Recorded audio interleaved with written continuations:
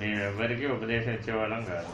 గురుత్వం మాకు లేదు, సర్టిఫికేట్ లేదు, పట్టాలు లేవు, ఆశ్రమాలు లేవు. అర్థమైందా? మేము ఎవరికి ఒకరికి ప్రత్యేకంగా పనిచేయడం అనే విధానం లేదు.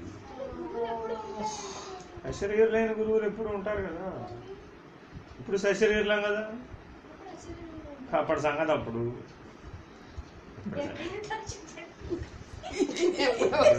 షిరిడి సాయి ఎక్కడున్నారంటే అక్కడికి పరిగెడతావా? షిరిడి వెళ్ళి పరిగెడతావా? సత్సాయి ఎక్కడున్నారంటే పరిగెడతావా?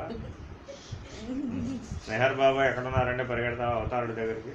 అట్లా కాదు, శరీరంలో ఉండి అశరీరులు అంటారు కదా. మరి అది ఆ తెలివి లేదు కదా నీకు, ఊరక పుస్తకంలో లేదు. అంతేగాని మీరదే కదా వేరే విషయం. నేను అనేది అవన్నీ మీకు ఉత్సాహపరచడానికి, లక్ష్యం గురించి చెప్పడానికి చెప్పిన వాక్యాలండి అవన్నీ. తెలుసుకో, మాటగా తెలుసుకుంటే నీకు నిర్ణయం తెలియదు. ఆశ్రయించడం చేతవాలుగా నీకు. షిరిడి ప్రవేశము సర్వదుఃఖహారము వెళ్ళి రాలేదా? మరి సర్వదుఃఖహారం కాలేదే. అది అదేలేదు శరీరం చెప్పేది. మేము వెళ్ళామండి. నేను షిరిడీకి వెళ్ళానండి. వెళ్ళక ముందే నాకు తెలుసు. నేను షిరిడి సాయిబాబా గుడికి ఒకసారి వెళ్ళాను. వెళితే ఆ యొక్క దర్శన స్పర్శన సంభాషణలను అనుభూతి చెందాము. ఇక్కడికి వెళ్ళినా అదేగా. ఇక్కడ గుడిలోకి వెళితే ఏ షిరిడీనో ఆ షిరిడీకి వెళ్ళినా అదేగా. దర్శన స్పర్శన సంభాషణలు ఒకసారి అనుభూతం అయితే ఇంకప్పుడు నువ్వు ఎక్కడికి వెళ్తావు? ఎక్కడికి వెళ్ళినా అదేగా. నీకు నాకు అభేదం అన్న స్థితికి చేరిపోవడం కోసమేగా ఇవన్నీ. అట్లా నీకు నాకు తేడా లేదన్న స్థితిలో ధైర్యంగా చెప్పగలవా? చెప్పాలంటే నీకు ఎంత దివ్యత్వం ఉండాలి. అట్లా ఇవన్నీ దేనినైనా అసలు మనం ఆహ్వానించగలగాలి, జీర్ణం చేసుకోగలగాలి, దాన్ని వినియోగించాలి, ఆ రకమైన జీవన ప్రణాళికతో జీవించాలి. నువ్వు త్యాగం చేసుకోగలిగే సమర్థుడవై ఉండాలి. కణత్యాగానికి సిద్ధపడ్డవాడు కదా పనికి వచ్చేది అక్కడ. మరి ఉందా మన దగ్గర అంత వైరాగ్య బలం? ఉందా అంత త్యాగం? ఒక్కొక్కడికి సహాయం చేయాలంటే అది ఒక ప్రసవ వేదంతా సమానం. అది అందరూ సహాయం చేయమని అడుగుతారు. ఆ ప్రసవ వేదన అనుభవించి వాడిని బయట వేయాలా? వాడివన్నీ ఆ గురువు భరించాలా, అనుభవించాలా? నీ సంస్కారాలన్నీ ఆయన అనుభవించాలా? అనుభవించి ఆయన దాన్ని రద్దు చేసుకుని ఆ రద్దు చేసుకున్న తెలివిని నీకిచ్చి అంత కష్టం ఎప్పుడు పడతాడు? నువ్వు ఈశ్వరీయ ప్రణాళికకి పనికి వస్తావు అనుకుంటే పడతాడు. అన్నీ ఎప్పుడు పడతారు? ఓహో వీడు పర్వాలేదు, ఈసారిలో ఈ జన్మలో వీడు పనికి వస్తాడు, వీడు ఈశ్వరీయ ప్రణాళికలోకి పనిముట్టుగా అవడానికి పనికి వస్తాడు. రామకృష్ణ పరమహంస గారిని ఎంతోమంది ఆశ్రయించారండి. అందరూ వివేకానందులు అయ్యారా? వివేకానంద సమకాలికలు చాలామంది ఉన్నారు, 21 మంది శిష్యులు. మరి వివేకానందని అనుభవించినటువంటి స్థితిని మిగిలిన వాళ్ళందరూ అనుభవించలేదు కదా. మరి తురీయమని ఇందాక నుంచి అంటున్నారే, ఆ తురీయం అంటే ఏంటి? షడ్విధ సమాధి నిర్ణయం ఎరగడమే తురీయ నిర్ణయం అంటే. సమాధిలో 6 రకాల భేదములు ఉన్నాయి. ఆ సమాధి స్థితిలో ఉన్న ఆ షడ్విధ భేదాలని ఎరగడమే తురీయం అంటే. అది ఆత్మానుభూతి అంటే. శబ్దానువిధము, దృశ్యానువిధము, మళ్ళా దాంట్లో అంతర్బాహ్యములు, సవికల్పము, నిర్వికల్పము, దాంట్లో మళ్ళీ అంతర్బాహ్యములు. అట్లా షడ్విధ భేదాలతో అది ఉన్నదనమాట ఆ సమాధి స్థితి. ఆ సమాధి స్థితి షడ్విధ భేదాలుగా నువ్వు అనుభూతం అవ్వాలి. ఒకసారి చాలా కష్టం, ఎక్కడో ఉంటారు అట్లాంటి చాలా అర్థం. కనీసం ఆ 6 స్థితిలో అర్థం కావాలి, అనుభూతం అవ్వాలి. అర్థమైతే తురీయం. ఇదంతా ఎప్పుడు లోపలంతా ఒక సైకిల్లో తిరుగుతూ ఉంటుందండి. ప్రారంభమైనా ఒక సైకిల్లో తిరుగుతుంది, ఈ అంతర్ముఖ ప్రయాణం అయినా ఒక సైకిల్లో తిరుగుతూ ఉంటుంది. ఆ సైకిల్ కంప్లీట్ అవ్వడానికి ఒక సైకిల్కి ఎంత టైం పడుతుందో గమనిస్తూ ఉండాలి. మళ్ళీ కొత్తవి రావు, పాతయ్యే తిరిగి వస్తూ ఉంటాయి. దాన్ని బట్టి గ్రహించాలి. ఒక చక్ర భ్రమణం పూర్తి చేయడానికి ఎంత సమయం పడుతుంది, అది కూడా ఒక స్థిరమైనటువంటి నిర్ణయ ప్రభావం వచ్చినాక తెలుస్తుంది. అప్పటి వరకు తెలియదు. అందుకు నువ్వు సాక్షిత్వంలో ఉండమని చెప్పేది. సాక్షిగా ఉంటే ఈ ప్రారంభం ఒక సైకిల్లో తిరుగుతుంది. ఆ ఒక సైకిల్, ఒక భ్రమణం పూర్తి అవడానికి ఎంత సమయం పడుతుందనేది తెలియాలి. జ్ఞాన అవస్థలను అంతర్ముఖ ప్రయాణం చేసే కొద్దీ ఆ సైకిల్ కాలం తగ్గిపోతూ వస్తుంది. అదే కదా చెప్పింది. మరి తెలియాలంటే సాక్షిత్వం ఉండాలి. అంటే అన్నీ అసలు ఇది కాదు సమస్తం. నీ లోపల తెరగా మరగా పడిపోద్ది మొత్తం అంతా. సాక్షిత్వంలో కనుక మూడవస్థలకి సాక్షిత్వం అనే ఘాటకి కనుక నువ్వు కట్టేసుకుని ఉంటే, ఆ నిర్ణయం మీద నిలబడి ఉంటే, సర్వస్వ శరణాగతి అనే నిర్ణయం మీద నిలబడి ఉంటే, సచ్చిష్యుడు అనే నిర్ణయం మీద నిలబడి ఉంటే, నువ్వు ఆ సాక్షిత్వ స్థితిలో నిలబడి ఉంటే, చైతన్య సాక్షిగాను ఉన్నప్పుడు నీ కళ్ళ ముందు నీ ఈ దేహం ప్రారంభాన్ని అనుసరించే కదా పనిచేసేది. ఆ మొత్తం నీకు ఆ కళ్ళ ముందు సినిమా రీలు కనబడతా ఉంటుంది. నీ సంగతి అంతా కనపడదు. ఎన్ని జన్మలేమన్నా అంతా కలిపి ఓ మూట అది. మన ముందు రిపీట్ ముందు ఒక భ్రమణం పూర్తి చేయాలి. జననం నుంచి మరణం దాకా ఒక సైకిల్ పూర్తి అవ్వాలి. ఒక సైకిల్ పూర్తి అవ్వడానికి ఎంత టైం పడుద్దో తెలుస్తుంది. అట్లా క్రమేపీ జ్ఞానాగ్ని పెరిగే కొద్దీ, ఆ బ్రహ్మానుభూత స్థితి వచ్చే కొద్దీ, ఆ బ్రాహ్మీభూత స్థితిలో నిష్ఠుడు అయ్యే కొద్దీ ఆ సైకిల్ ప్రభావం తగ్గిపోతూ వస్తుంది. ఒక రెప్పపాటుకు వచ్చేస్తుంది. అట్లా దాటేస్తాడు. అప్పుడు జననం లేదు, మరణం లేదు.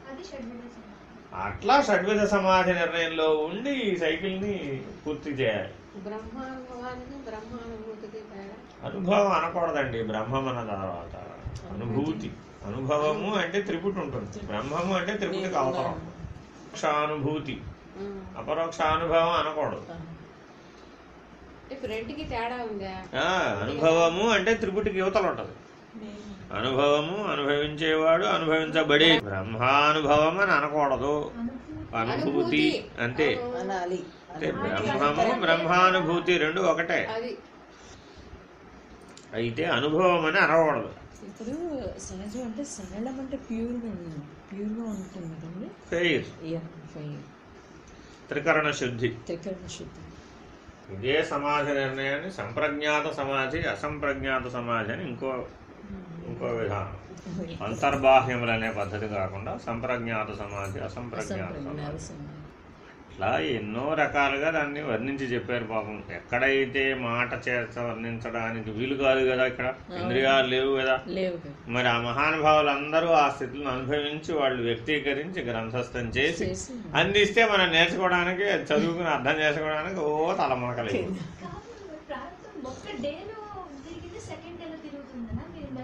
ఒక సైకిల్ అండి, ఒక సైకిల్ ఉంటుంది. దాని ప్రతి దానికి ఈ సృష్టి మొత్తం ఏదైనా సరే ఒక చక్ర భ్రమణం మీద ఆధారపడి ఉంటుంది. ఒక ఆలోచనతో మొదలవుతుంది.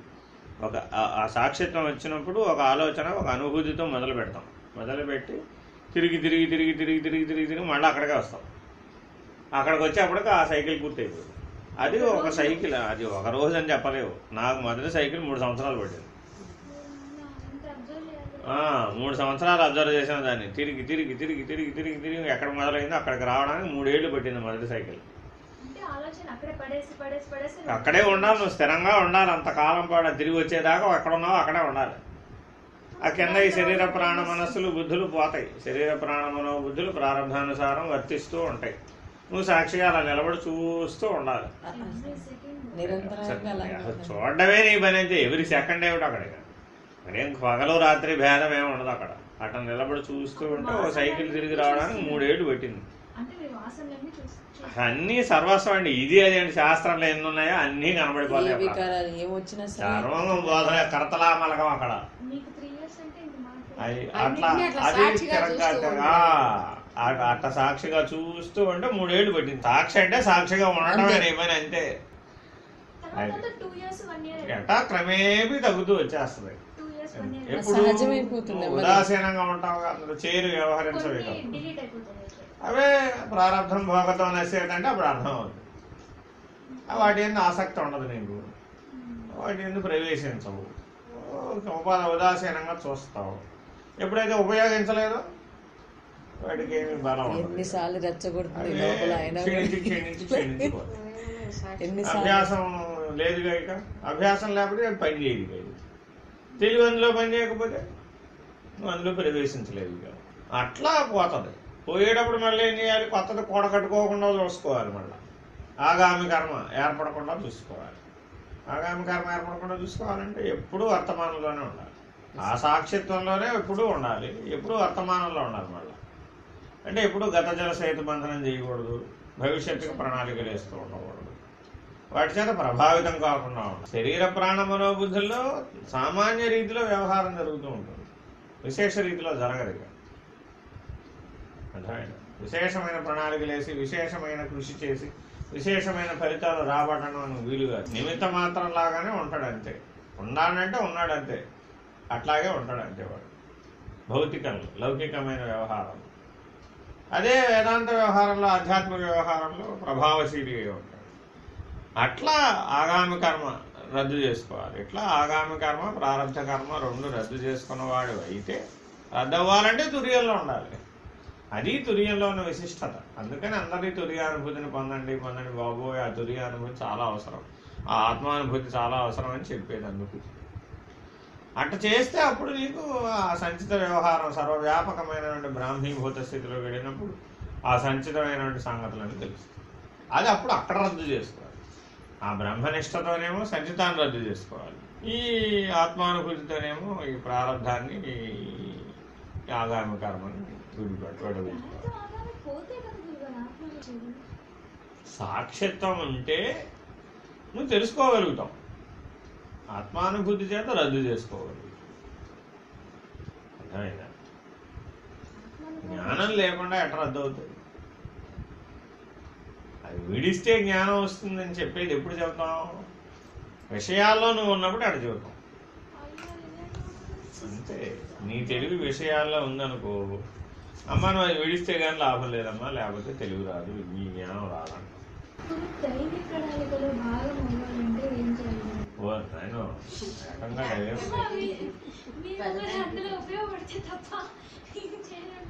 అదే కదా మరి. ఇప్పుడు అట్లా కాదమ్మా, పరమహంస ఏం చెప్పాడు? వివేకానందుడికి తనకున్న శక్తిని అంతా ఇచ్చేసి, నా దగ్గర ఉన్న సమస్తము నీకు ఇచ్చేసాను ఆయన, నేను ఇప్పుడు బిచ్చగాడిని అయిపోయాను, నా దగ్గర గుడ్డిగా కూడా లేదు, నా దగ్గర ఉన్న సమస్త దైవీ శక్తులు నీకే ధారపోసేసాను, నువ్వు ఈ ప్రపంచాన్ని ఉద్ధరించే ప్రణాళికను రచించి ప్రపంచానికి మార్గదర్శకుడివై నువ్వు ఎంతోమందికి నువ్వు గైడ్గా నిలబడి నువ్వు వాళ్ళని నడపాలి, నీ కార్యభారం చాలా ఉంది కాబట్టి దానికి సరిపడా నేను నీకు అన్నీ ఇచ్చేసాను, నా దగ్గర ఏం లేదు పో అన్నాడు.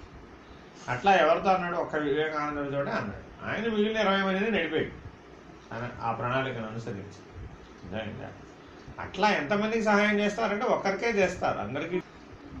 అట్లా దైవీ ప్రణాళికలో భాగమయ్యేటటువంటి స్థితి ఉన్నవాడు వాడు రావాలి, వాడు వస్తాడు. వాడు రాగానే అర్థమైపోతుంది వీడు సరిపోతాడు అని.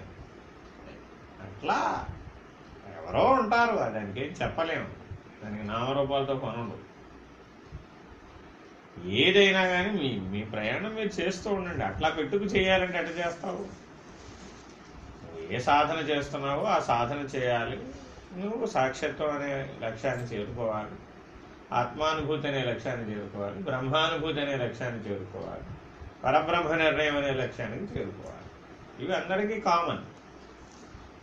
ఈ లైన్లో నడుస్తూ ఉంటే నీకు ప్రాప్తి ఉంటే అక్కడ ఆ ఛానల్ ఓపెన్ అవుతుంది. అంతేగాని నేను దైవ ప్రణాళికలో భాగం అవ్వాలని ట్రై చేస్తే అయ్యే పని కాదు, అది సాధనతో అయ్యే పని కాదు. నీ వల్ల ప్రపంచానికి ఉపయోగపడే అవసరం, అవకాశం రెండు ఒకసారి రావాలి కాలంలో. వస్తే అప్పుడు ఆ శరీర సద్గురువు దైవ ప్రణాళికలో స్థానం కల్పిస్తారు. మనం అడిగితే ఇచ్చేది కాదు. నీ శక్తిని బట్టి కాలంలో అవసరము, అవకాశం వస్తాయి. వచ్చినప్పుడు ఆ శరీరులైన సద్గురువులు నీకు అప్పుడు అవకాశం ఇస్తారు. ఇస్తే అవకాశం ఉంటే వీలవుతుంది, సాధ్యం. అందరికీ అవ్వాలనేవి లేదు. అందరూ పాఠం చెప్పగలరా అంటే ఇప్పుడు వింటున్నారండి, ఎంతమంది పాఠం చెప్పగలుగుతున్నారా? చెప్పలేదు. అంటే ఇది అంతే. ఏం విన్నవాళ్ళందరూ చెప్పచ్చుగా అంటే చెప్పలేకపోవడం. చెప్పగలుగుతున్నారా? ఇప్పుడు ఇన్ని 100 మంది వింటున్నారండి, ఎంతమంది చెప్తున్నారు? విన్నవాళ్ళలో ఒక్కొక్కరే చెప్పగలుగుతున్నారు. అంటే మహమైన మా వేళ మీద లెక్కపడ్డది చెప్పేవాళ్ళు 4-5 కంటే ఎవరు కనపడుతుంది. మరి అదే విన్నవాళ్ళు చాలామంది ఉన్నారు. ఎందుకని రాలేదంటే వాడికి తెలివి లేదు, ఇంకా సాధన లేదు, వాడికి ప్రాప్తి లేదు, వాడికి అవకాశం లేదు. అట్లా ఆయా జీవికి ఉన్నటువంటి ప్రజ్ఞాపాఠవాలను బట్టి వాడి ప్రాప్తిని బట్టి అంటే సహాయం చేయాలంటే వాడు పనికొస్తాడని అనిపిస్తేనే చేస్తారని అంతే కదా మరి. ప్రపంచాన్ని ఉద్ధరించేవాడికే కదా. నిన్ను నువ్వు త్యాగం చేసుకోగలి. ఇప్పుడు దేశాని కోసం ప్రాణాలు అర్పించేవాడు ఎవడైతే ఉన్నాడో వాడినే నువ్వు జాతీయ నాయకుడు అంటావు. కానీ వాడింటే వాడు భోజనం చేసి పడుకునేవాడిని జాతీయ నాయకుడు ఎందుకు అంటావు? అంతేనా కదా. జాతికి నాయకత్వం ఎవరు? అంతేనా కదా. త్యాగం లేకపోతే అమృతత్వం ఎట్లా వస్తుంది? నా కర్మణ నా ప్రజయ అతిర్ధరేనైక త్యాగేనైక అమృతత్వం మానసు కదా. శ్వేతాశ్వతరోపనిషత్తు చెబుతుంది. మరి కర్మ చేత కానీ ధనం చేత కానీ నీ అంగబలం చేత కానీ అర్థబలం చేత కానీ అమృతత్వం రావడం లేదు కదా. కాబట్టి తనను తాను పోగొట్టుకోవడానికి సిద్ధపడ్డవాడెవడో వాడు పనికొస్తాడు. పరిత్యాగం, ఉత్తి త్యాగం చాలా. నీ ముక్తి కోసం నీ మోక్షం కోసం పోగొట్టుకోమంటేనే పోగొట్టుకోవచ్చు. పక్కోడి ముక్తి కోసం పోగొట్టుకునే దశకి నువ్వు ఎట్టొస్తావు ఒకేసారి. అది ఈశ్వర ప్రణాళిక. దైవ ప్రణాళిక అంటే ఏంటి అనుకున్నావు? బలిపీఠం మీద ఎక్కడమే. ప్రతి క్షణం చనిపోవాలి. ఒకసారి చనిపోవడానికే సిద్ధంగా లేరు. ఆ మరణ వేళను నిత్యం అనుభవించాలి. ఎన్నో దైవీ శక్తులు స్వాధీనమై ఉండాలి. ఆయా దైవీ శక్తులను ఆయా సాధకుల కోసం ఉపయోగించాలి, వాళ్ళని ఉద్ధరించాలి. అదంతా పెద్ద చిన్న సంసారమే పెద్ద సంసారం అని. కానీ అంత తెలుసుకున్నంత మాత్రాన అయిపోయేవి కావాలి. నీ చేతతో అయ్యే పనులు కావాలి. అది అశరీరులైన సద్గురువులందరికీ మైత్రేయ మహర్షి అన్నమాట అధిష్టానం ఈ యుగానికి. ఆ మహీపీఠం అనమాట. సద్గురువులందరూ ఉండేది మహీపీఠం. ఆ మహీపీఠానికి అధిష్టానం ఆధారభూతం అంతా కూడా ఆయన మైత్రేయ మహర్షి. ఆయన కృష్ణ పరమాత్మ ద్వారా ఉద్ధవ గీతను వెళ్ళాడు అన్నమాట. యుగాంతంలో, లోపల యుగాంతంలో. అప్పటి నుంచి ఉన్నాడు మైత్రేయ మహర్షి. ఇప్పుడు కూడా ఉన్నాడు. ఈ యుగం పరిసమాప్త యుగం ఉంటాడు. ఆ మైత్రేయ సంఘంలో సభ్యులు అవ్వాలి, దైవీ ప్రణాళికలో భాగం అవ్వాలి. వాళ్ళు ఒప్పుకోవాలి. వాళ్ళు ఒప్పుకుంటే వీలు అవుతుంది. జీవన్ముక్తులంతా ఈ దైవీ ప్రణాళికలో ఉన్నారండి. అవతారుడు ప్రణాళికలో వాళ్ళు దిగి వచ్చినప్పుడు ఈ జీవన్ముక్తులను దైవీ ప్రణాళికలో అవసరమైన వాళ్ళని తీసుకొస్తారు. వాళ్ళని అప్పుడు శరీరం ధరించమని చెబుతారు. అంతేగాని జీవన్ముక్తులైన వాళ్ళందరికీ దైవీ ప్రణాళికలో భాగం అవ్వాలని రూల్ లేదు. ఆ టవర్ కూడా ఎవరికి వాళ్ళు గట్టున పడే వాళ్ళే ఉంటారండి. 99% మంది. ఎవరికైనా సహాయం చేయాలంటే దైవీ ప్రణాళికలో ఉన్న వాళ్ళే వాళ్ళైతేనే చేస్తారు. అంతే. మిగిలిన వాళ్ళు వాళ్ళు గట్టున పడటం వాళ్ళు పడతారు. ఇతరులు పడేయాలంటే వాడికి భాగం ఉండాలి. మైత్రేయ సంఘంలో భాగం ఉండాలి, లేకపోతే చేయలేదు. దైవీ ప్రణాళికలో భాగస్తులతో పాటు జీవన్ముక్తులకు కూడా సహాయం చేస్తుంటారు కదా వాళ్ళు. ఈ స్థితి వచ్చిన వాడికి ఇది వాళ్ళ తెలివిని బట్టి ఉంటుంది. ఆ పరిస్థితిని బట్టి వీళ్ళకి వాళ్ళకని అట్ట చెబుతామంట. ఆ డిస్క్రిమినేషన్ ఉండదుగా. సివివి గారి భక్తరహిత తారక రాజయోగం అని ఉంటుందండి. వాళ్ళు మైత్రేయ ప్రార్థన చేస్తారు. వాళ్ళు ఒక్కళ్ళే మైత్రేయ ప్రార్థన చేస్తారు. ఎన్నో మార్గాలు. సహజ మార్గం అని ఇంకో మార్గం, రాజయోగం అని మరొకటి ఉన్నది. అట్లా ఇవన్నీ భిన్న భిన్న మార్గాలు. యోగదా సత్సంగ్ సొసైటీ వాళ్ళది. అలాగే క్రియాయోగం అని ఒక మార్గం. సీతారామాంజనేయ చదవమంటారా మేడం? ఏదైనా చదవండి. అల్టిమేట్గా అది మీకు ఉపయోగపడాలి. అది నేను చదివామంటే ఏం లాభం లేదు. ప్రయత్నిస్తున్నాం అంతే. చేయండి, ప్రయత్నం చేయాలి. నీకు ఉపయోగపడాలండి. ఏం చేసుకున్నా కానీ ముందు మొదటి ప్రయోజనం మీకు తెలియాలి. అప్పుడు నువ్వు అది ఖాయంగా తెలిస్తే ఇతరులకు చెబుతావు. నువ్వే మారలేదనుకో, గ్రంథం చదివావమ్మా మారలేదమ్మా, ఏం ప్రయోజనం? నేను అడిగేది ఎవరినైనా ప్రశ్న లేదు. ఏదన్నా చదువు, నువ్వు మారలేదండి. ఓ సాధన చేసావు, నువ్వు మారలేదండి. నీకే ఉపయోగపడకపోతే ఇంకెవరు ఉపయోగపడదు? ఇంకోటికి ఏదైనా చెప్తావు, పోని వాడు ఏం చేస్తాడు? నువ్వు చెప్పింది నువ్వు మారావో లేదో నిన్ను గమనిస్తాడా లేదా? ఆ మార్పు నీలో రాలేదని వాడు గమనించాడు అనుకోండి, నువ్వు చెప్పిన దాని మీద విశ్వసిస్తాడా? విశ్వసించలేదు. అందరికంటే సరళం అంటే ఉదాహరణ నిర్మల్ గారే. చూడండి, మనసా వాచ కర్మణ, ఎపియరెన్స్ కానీ ఆవిడ మాట కానీ చేత కానీ సరళం. ఎన్ని సంవత్సరాలైనా ఆవిడ మారిందో ఆ సరళం అనే లక్షణం ఆవిడ డామినెంట్గా ఉంటుంది. అందులో ఆవిడ 100% మార్కులు కొట్టేస్తుంది. అది అట్లా చూడగానే ఆకర్షించేస్తుంది అనుకో. అప్పటికి ఆవిడేం అడగదు అసలు పాపం మమ్మల్ని ఎప్పుడూ కూడా ఏంటని ఎప్పుడు ఏ ప్రశ్న వేయదు. ఆవిడ చూసి మేమే పాఠం చెప్పేస్తూ ఉంటాం ఆవిడ తెలివిని బట్టి.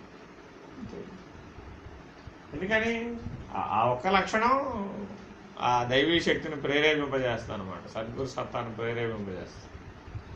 అప్పుడు ఆ తెలివిలో ఆ సహాయం చేసేస్తాను, అది అయిపోయింది. అట్లా మనం ఉच्चతమైన లక్షణాలను మనలో ఏర్పరచుకునే కొద్దీ ఆ సహాయం చేయడం సులభం అయిపోతుంది.